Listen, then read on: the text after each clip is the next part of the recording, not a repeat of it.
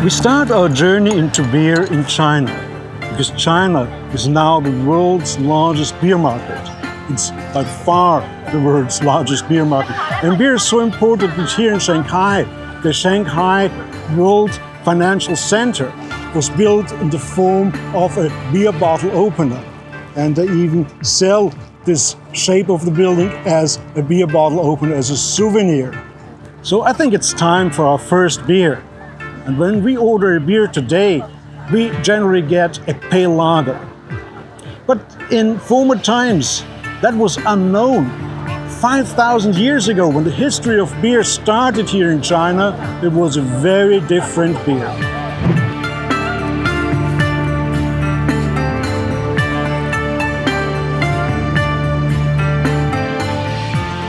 Wherever and whenever man settled down to start farming, he started to grow crops. And when you have crops, you want to make them edible or drinkable. So man started brewing. Here in rural China, the crop of the country would be rice. It would of course be a rice beer, or as we call it, a rice wine.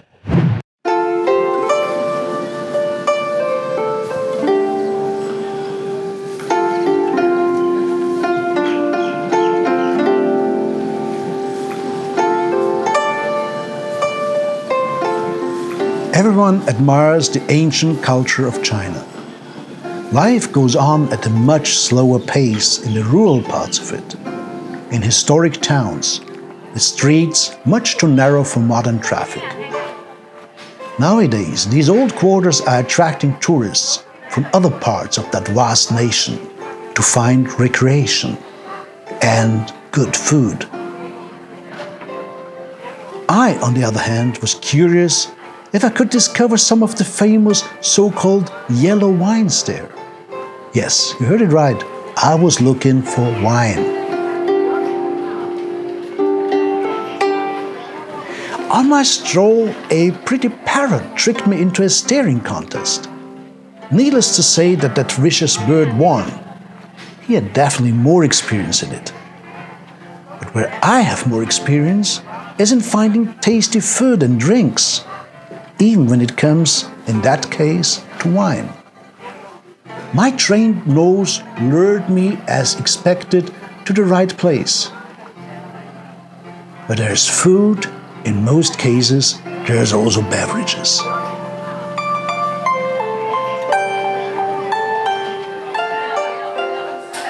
Amongst the street vendors that sold handmade goods, delicious traditional food, and all kinds of sweets, were dealers that offered rice wine. Most of these were packaged in pretty milk glass bottles, without pretentious labels, pure and simple as the used ingredients. Some of these brews came from large producers, but most of them were made locally by the farmers in the area.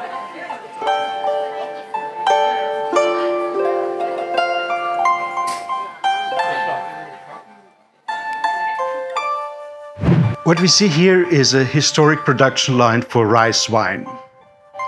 Actually, it's not a wine, it's a beer. Wines, by definition, are fermented beverages based on natural sugars. So we all know wines made from grapes. We know apple cider, which is wine made from apples, or mead, wine made from honey.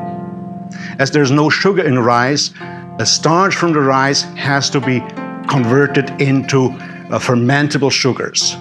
And that's done by microorganisms.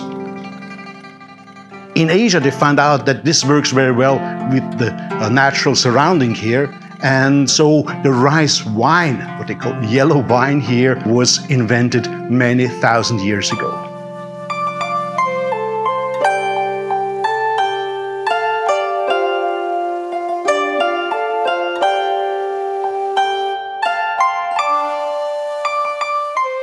Yellow wine is not a wine, as we've heard, but well, the color is like beer, but it doesn't look like beer. There's no foam, there's no carbonation in it,